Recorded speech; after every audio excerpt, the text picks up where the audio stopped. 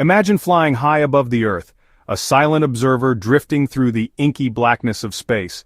You're exploring the world from the comfort of your computer, a digital explorer charting unknown territories with a simple click.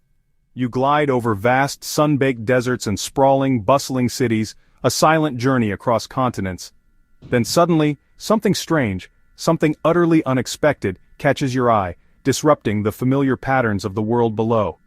Just outside Baghdad, nestled within the sprawling district of Sadr City, there's a lake, deep, unsettlingly blood-red, and shockingly, almost impossibly out of place in the arid landscape. It's not a small, insignificant pond, easily dismissed, but a large crimson gash, a stark and disturbing contrast to Iraq's otherwise dusty, earth-toned landscape. The image looks less like a geographical feature and more like a scene ripped straight from a horror movie. Back in 2007, when Google Earth was still a relatively new phenomenon, captivating the world with its accessible satellite imagery, this blood-red lake quickly became an internet sensation, spreading like wildfire across forums and social media. No signs, no labels, no explanations offered, just a scarlet anomaly, a visual enigma that sparked wild speculation and countless online debates.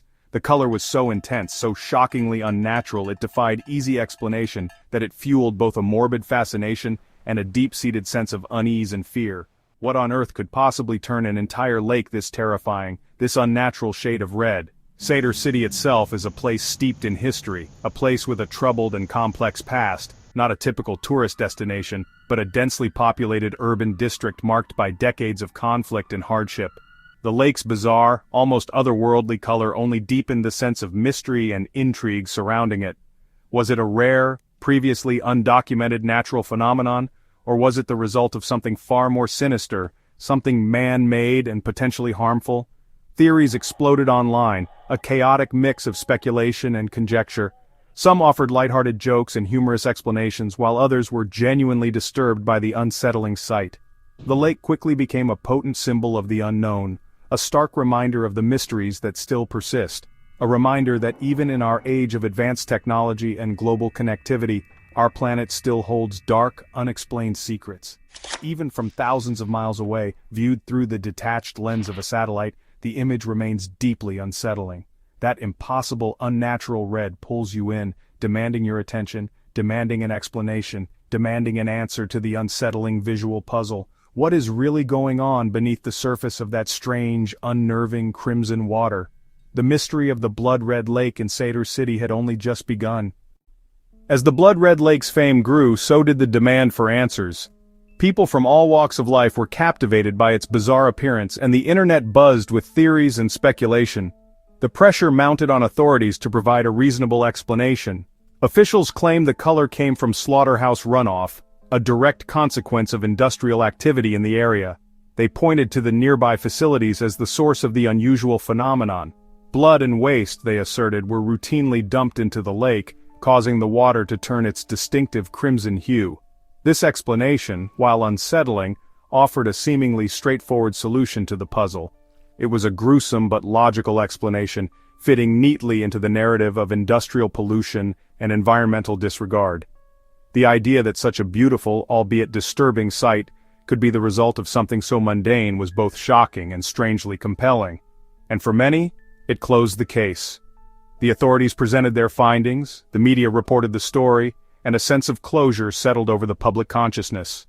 The mystery, they said, was just industrial pollution, a sad but familiar tale in the modern world. The Red Lake became another example of the environmental cost of progress, but not everyone was convinced.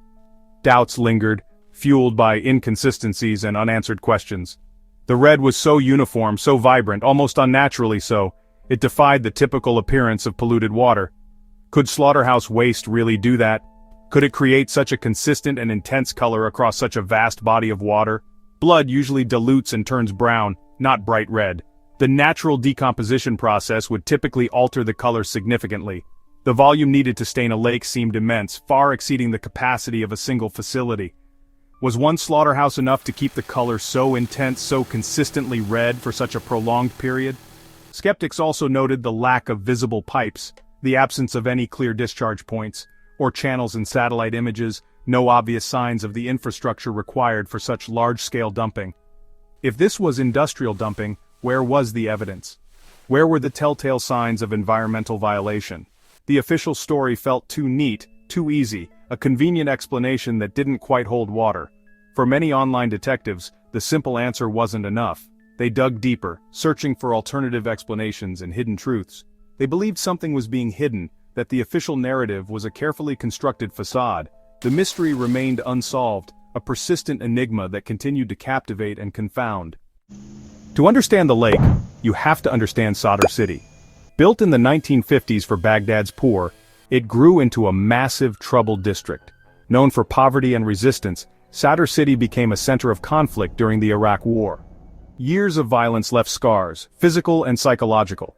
This history fuels darker theories about the lake. In a place marked by bloodshed, is a blood-red lake really so far-fetched? Some speculated the lake hid evidence of tragedy. Mass graves, secret dumping grounds. The city's past makes the mystery more than just environmental. For locals, the lake's color evokes memories of war and loss. The story of the lake is inseparable from the story of Sadr City. Its meaning is shaped by the pain and secrets of its people.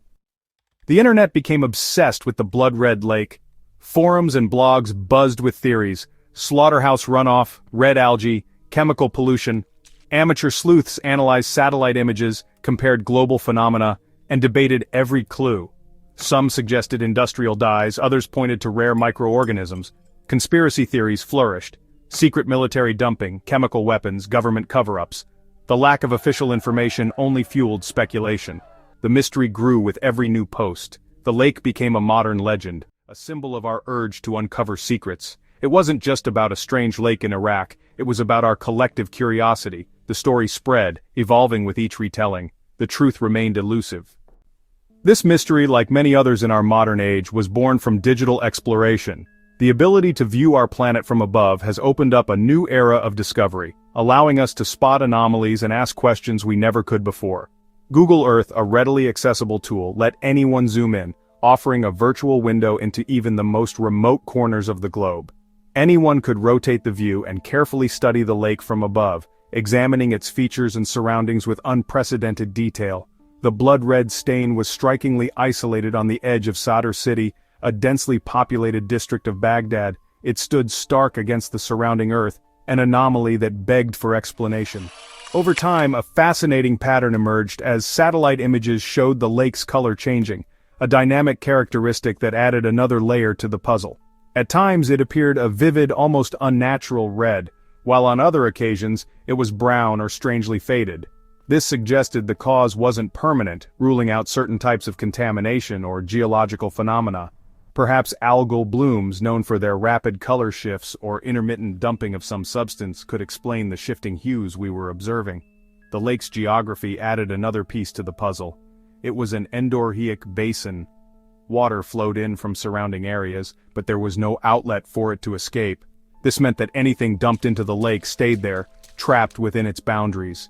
And as water evaporated under the scorching sun, any pollutants or contaminants would only grow more concentrated. Given the surrounding industrial activity, pollution theories seemed plausible, offering a potential explanation for the lake's strange color. But despite the compelling evidence, nothing was certain. The true cause remained elusive. The digital view gave us valuable clues, allowing us to formulate hypotheses, but it couldn't provide a final, definitive answer. The lake remained a closed system, a world unto itself, isolated from the surrounding environment.